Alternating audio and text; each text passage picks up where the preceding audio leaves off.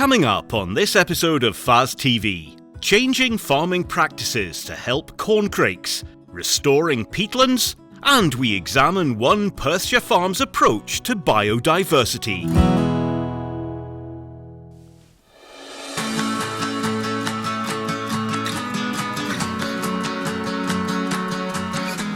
Robert and Lucy Montgomery farm on the beautiful setting of Waternish on the Isle of Skye.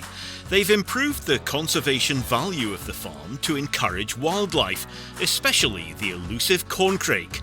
Robert tells us about Waternish Farm. I'm Robert Montgomery. I'm farming here at Waternish Farm on the Waternish Peninsula in the northwest corner of the Isle of Skye. We have Aberdeen Angus cattle on the farm here, and we're doing a lot of work on conservation where we're trying to encourage corncrake. I'm running it as a commercial farm. We have Aberdeen Angus cattle where we're producing suckler calves. Conditions are such that it's difficult for us to run them to keep our calves through to maturity, so we're selling our calves in the local market down at Portree. When we took over the farm about 10 years ago, we realised that it had huge potential for diversity and other things that we could do with it. The previous chap that had managed it was running intensive sheep. I wasn't particularly interested in sheep and would rather have cattle, so that really moved us into cattle. And then slowly we began to realise just what vast diversity there was of both birds and plants on the farm. Very able neighbour did a survey for us on both plants and our birds and came up with a list of something over 100 species of birds and something over 200 species of plants that were here on the farm. So we felt this was something that was needed looking after and protecting rather than pushing too hard on commercialisation. My name's Lucy Montgomery and I'm at Waternish Farm, and my interests are the wildflowers, tea, writing and visitors. So when we moved up here and Robert got involved in his cattle and the grass, I looked at the grassland and saw all the wildflowers that are quite small and quite understated, and that was very much my scene. I loved it. I do the wildflowers, helping him with the meadows and trying to encourage people to come to the farm to see the results of what's happening with his livestock and their grazing patterns.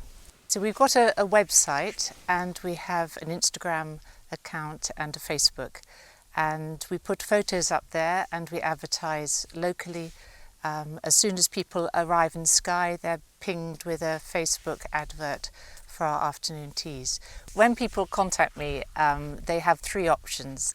They sit at our kitchen table and have coffee and cake, and then I give them a talk on what we're doing conservation-wise on the farm.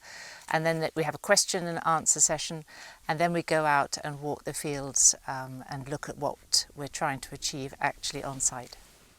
My name is Sheila Parlane. I work for the RSPB as the Isle of Skye Corncrake Project Officer. When Lucy and Robert took over the farm roughly 10 years ago, there was really very little of much environmental value going on here, and they have turned that around with the main focus on corncrakes, but lots and lots of other species have also benefited from their management. The RSPB input is invaluable to us because they really fired the enthusiasm to try and do things for corncrakes. So it was Sheila's input locally here that got the message across to me that I had some of these corncrakes nesting, or I could have some of these corncrakes nesting if my management was better. So that got me into thinking, how are we going to improve it? We then started looking at whether we'd got the right plants growing, whether we'd got the right food availability, and what else we could do in order to improve the farm as a habitat for corncrake. What has been done to help the corncrake, and how is this compensated? What Lucy and Robert have done here that was not happening at all when they started, they've done three key things for corncrakes, and the first one is that they have created lots and lots of what we call early cover, and that is really just tall vegetation around the place, massive amounts of that, and that's really important for corncrakes because when they come back from Africa in April they need some tall vegetation, just something about this height to hide in to avoid predation. So that's number one. Number two, they delay their mowing until, well, September. So that means the corncrakes have had a chance to complete their nesting period, just completely done and dusted, safe. And the third thing they do is mow in a corncrake friendly manner, which is starting on the inside of the field, working outwards, which means the corncrakes never have to break cover to avoid the mower. We don't cut our sides until the beginning of September, which is ludicrously late for optimum quality and optimum yield. However, Brussels has compensated us to the majority of that negative cost in order to help my reduced yield and my reduced quality. So they've said, yes, if you delay mowing until September, we will pay you X to compensate the fact that your yield is only 50% of what it was and the quality is only 70% of what it potentially could have been if we'd cut it earlier. With European help and we hope ongoing help from Holyrood, that balances the negative cost. So what are the next stages for Waternish Farm and the farm tours? The next stages are to increase the advertising to get more people to come and see what we're achieving. The next book in my trilogy on the Corncrakes of Skye, which I've written to help support what we're doing here. We also have a booklet of every single wildflower that we have found on this farm and the birds that are in the area. Visitors are given a copy when they arrive of the list of flora and fauna, and the books are available for anybody when they come and visit us. It's very apparent when one listens to the political discussions at the moment that the focus is on environmental support and protection rather than optimised production. And Skye, with its climate, its rocks, its distance from market, says basically no, we are not competing on that basis. However, Skye can compete as an island and as land managers with what we can offer for tourism. One of the things that my wife has done is bringing people onto the farm and seeing what we're doing, and that has become part of the commercial side of the business.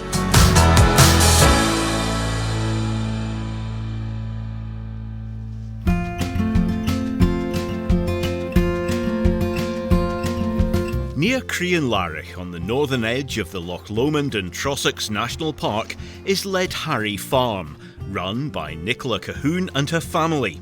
Ledharry Farm is part of a much larger estate which has been in the family since 1888. As a farmer and part-time land management advisor, Nicola is committed to protecting and enhancing wildlife, habitat and biodiversity on the farm and wider estate. My name is Nicola Cahoon. Ledharry is a farm in the north of the National Park. It's part of a wider estate, but this farm here, it's just over 1,300 hectares. 80% of that is hill ground, it's rough grazing, with a small proportion of kind of low ground. We took the farm on back in July 2019, and we run a hill flock of about 800 blackface and swale ewes. About 250 hogs this year, and we don't have any cattle, but we decided to start a deer farm. So back in 2020 we brought in 30 farm deer and a couple of breeding stags with them, and then we've kind of augmented that with some wild captured hinds. So we now run about 55 hinds as our start of our breeding herd, and hopefully we'll pick that up to about 140 over the next few years. But Ledharry's part, it's one part of a much wider estate. It's Auchline and Suey estate that my family started renting back in 1888 from the Earl of Breadalbane, and then they eventually bought it in the 20s. And that runs to kind of probably almost as far as you can see, runs to about 18,000 acres. But yeah, Ledharry's one of the cogs in the wheel, much smaller part, and we decided, my husband and I, although we've not had a huge amount of on-hand sort of hands-on farming experience, we decided a better idea to make this mistakes on a smaller scale than before we have to take on the running of the wider estate. But I also work for part-time with the farm. I work for Loch Lomond and Trossachs National Park as a land management advisor, and I've done that since the end of 2015. And that's project management of conservation projects. It's supporting farmers with those projects, whether they're invasive non-natives control projects. We look at improving water quality, looking at kind of herbivore impacts, you know, of wild herbivores as well as of livestock and their impacts on different habitats, and also then the helping to adapt and mitigate against climate change and kind of making the land more resilient to that climate change. We started the deer farm back in 2020. We brought in 30 farmed hinds with 2 breeding stags, but we then made the decision to also to augment the herd with from the wild deer population that we have here. So now we have a breeding herd of 55 hinds. We brought another couple of stags this year as well. And we're probably 90% of the way through our calving. And we've got I think we've got 41 calves this year. So we've done really well. Our percentage is quite high, so we're really pleased. For our first year, it's been really good. They probably have very similar to, you know, to the sheep, to cattle. You know, they do create these wallows, so you know they do make lovely. You know, people pay money to make wader scrapes and you know sort of and bogs, and the deer do that for me. You know, so they're providing habitat for damselflies, for dragonflies. You know, I had a trail camera up on one of the wallows this year with the Working for Waders project.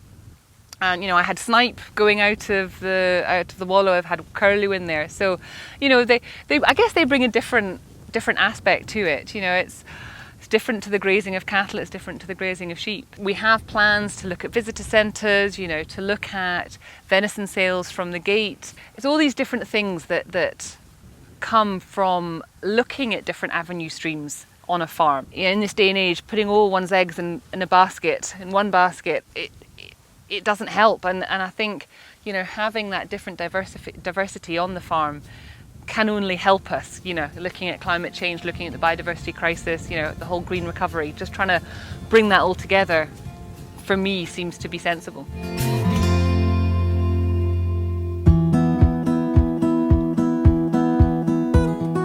Peatland restoration projects are set to play a fundamental role in the battle against climate change. Many farmers view peatland areas as unproductive for agricultural purposes and are unaware of the importance of this key habitat. Kenny Dunlop farms at Hillhead Farm in South Lanarkshire, and with the assistance of Scottish Government Agri-Environment Climate Scheme funding, has restored nearly 6 hectares of the Stallershaw moss within his farm boundary.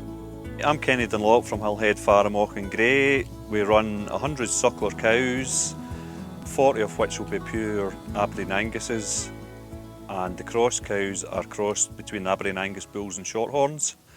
And in the sheep front we have 400 Cheviot ewes and 300 Cheviot mule ewes, breeding their own female replacements and selling the rest of the lambs as prime lambs. Over the last few years we haven't been able to get a lot of use out of the bog because there was a lot of sheep drains in the bog, and the narrow sheep drains, the sheep were guilty of going into them and getting stuck kind of thing, so we haven't really been able to utilise it to the best of its ability. The peat area is far more efficient at carbon capture than that, and to try to reduce our carbon footprint we decided to look into putting peat dams in place to make better use of the peat. With restoring the bog, we have been able to utilise far better the rough grazing in the area next to the bog. Because we've got funding for to fence this area off, we can now graze the rough grazing more effectively at certain times of the year.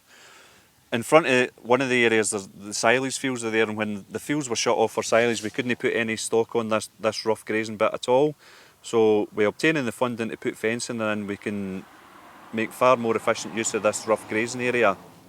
Clive Walton from RSPB provides more information on why peatlands are such an important habitat. I'm Clive Walton, I'm an RSPB ecologist. I work with our farm advisory section to advise farmers in their agri-environment applications, particularly with respect to the ecological impact of these. The importance of peatland is linked to the climate change question.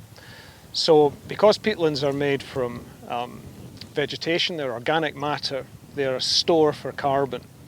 If that carbon is locked in the peat, locked in the peat bog in good condition, then it stays there. And the characteristic bog species on the top of the peat, which is called the acrotelm, will continue to capture carbon, to sequester carbon from the air, and therefore add to the carbon store. However, if that carbon store is cut into, drained, ditched, gripped, if it's exposed to oxidization, then the carbon store begins to disintegrate and carbon is released into the atmosphere. And if it's drained, the carbon dissolves into the drainage water and out and eventually into the atmosphere. The restoration plan at Hillhead was created by RSPB and has already shown an environmental benefit after only 1 year. So we designed a ditch blocking programme for Kenny's ground here at Hillhead. It involved both peat dams and plastic pile dams. Now the EECS contract doesn't allow for all the suite of restoration methods, but the ditch blocking ones it does allow for, and these are key to almost every restoration. So we created the design and we advised Kenny on what he needed to do to meet the scheme's requirements.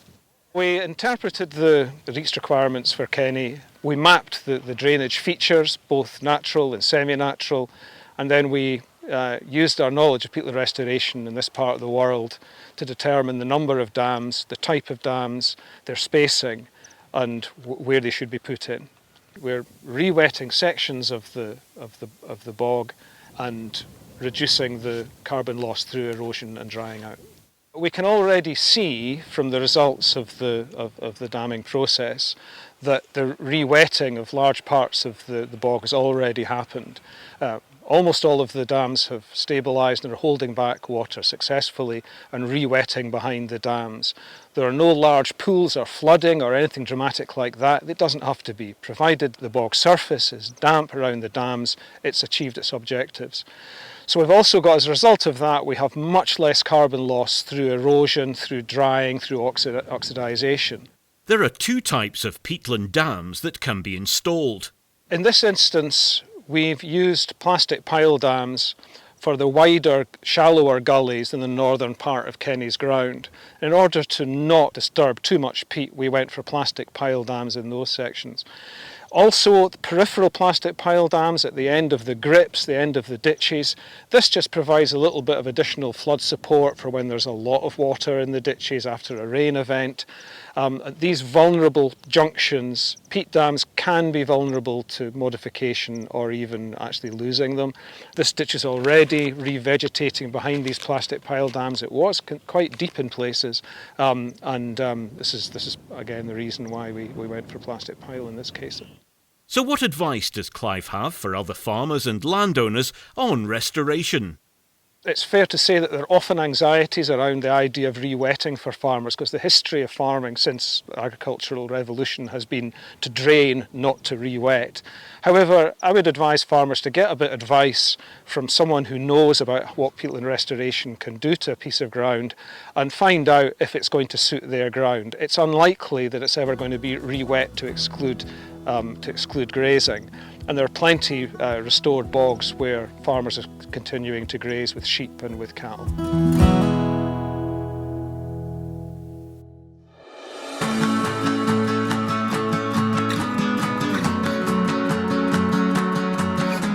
As well as introducing deer to Lead Harry, Nicola has introduced native trees and is trialling a new project using waste wool to act as a seed bed, reducing soil erosion and revegetating an area of bog in the deer park.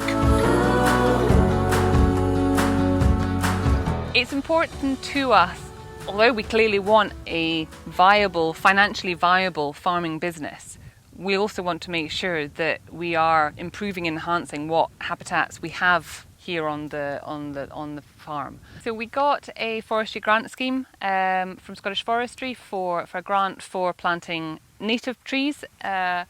We did a big range. We've got sort of Scots pine on some of the kind of drier knolls. We've got willow and alder in the slightly wetter, boggier bits. We've got aspen. We've got willow. What else did we put? We put some oak in, I think, in a couple of places. So a real diverse mix.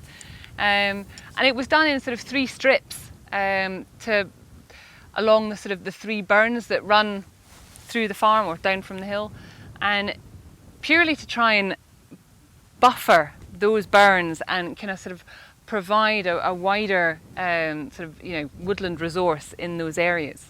The benefits both for biodiversity in terms of kind of connectivity and providing habitat, but alongside that it was looking at providing shelter for stock. I mean, the farm itself has a wonderful old railway going through the middle, and that allowed us to sort of try and connect all the 3 blocks up, but actually sort of there aren't many infield trees and, you know, not a huge amount of sort of woodland on the farm. So we wanted to improve that part of it.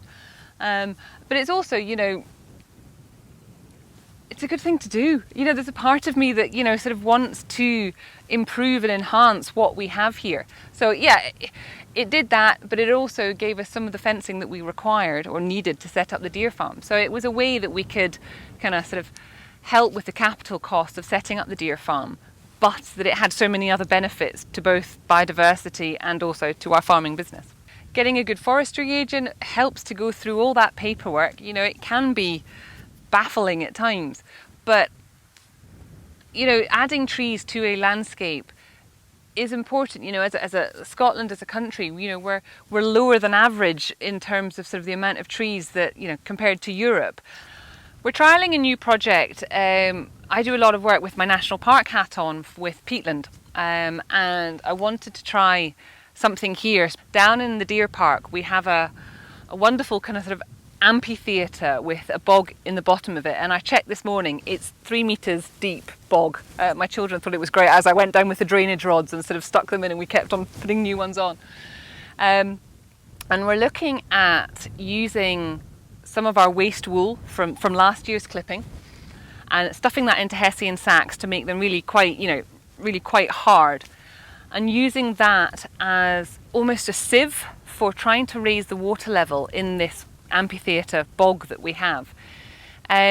We've started with a sort of line of turf which will hopefully raise the water level, and then using these hessian bags, hopefully, well, my theory, using the sort of wool and the hessian to act as a sieve, so it'll let some of the water through, but it will keep back the carbon, it will keep back the peat, so you're not losing that soil from erosion. Because one thing that my deer love to do is wallow, and any sort of wet boggy bits they puddle and make into a wallow, so I don't want to lose that that peat.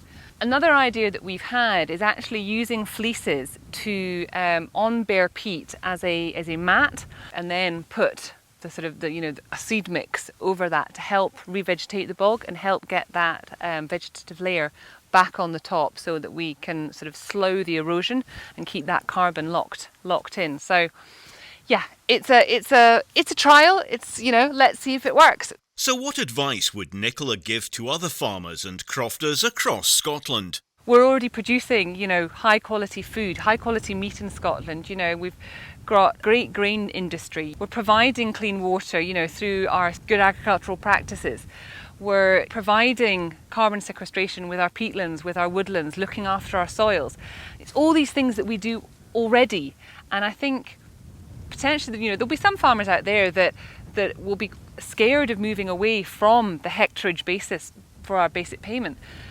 But actually, they also need to understand that they're already doing a huge amount for Scotland PLC. You know, they're already providing those ecosystem services, and it's just getting that recognition for that. But there also needs to be support for the people that maybe haven't got it right, or, you know, maybe the environmental side of it is just not something that is of huge interest to them. But there needs to have some support system to help them to improve and enhance what they already have. It's about getting the balance right. I mean, you know, sustainability, it's, you know, it's that economics, it's the environment, it's the social, and trying to marry all of those up is often very, very difficult. Kind of the idea of having something that's not sustainable, to me, doesn't make, you know, it just doesn't make sense. So you've got to just try and pick all the right bits that work for you, for your family, and for the land that you're managing, because you can't shoehorn a habitat or a farm into somebody else's ideal. It has to work for you.